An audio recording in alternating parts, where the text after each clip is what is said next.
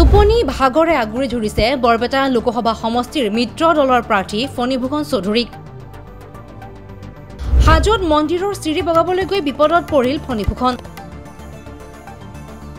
কোনোমতে লোহাত ধৰি মন্দিৰৰ চিৰি বগাই উঠিল ফণীভূষণে।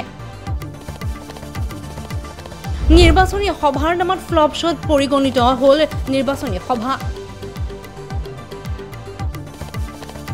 150 মান সমৰ্থকে নিৰ্বাচনী সভা পাতিলে ফণীভূষণ চৌধুৰীয়ে। নেতাই ভাষণ দিছে, টোপনিত লালকাল হৈছে ফণীভূষণ চৌধুৰী।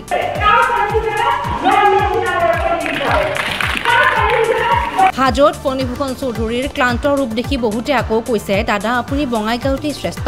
তাতে আকৌ দুদিনমান পূৰ্বে নিৰ্দলীয় প্ৰাৰ্থী দুলু আহমেদক খোজ কঢ়াৰ প্ৰত্যাহ্বান জনাই ফণীভূষণ চৌধুৰীয়ে। পিছে হাজোত চিৰি বগাবলৈ গৈ যিহে ৰূপ দেখুৱালে, দুলু আহমেদে যে এক ৰসাল প্ৰতিক্ৰিয়া নিদিব সেয়া কিন্তু নুই কৰিব নোৱাৰি। আমি নিৰ্বাচনী সভা অনুষ্ঠিত কৰিছোঁ।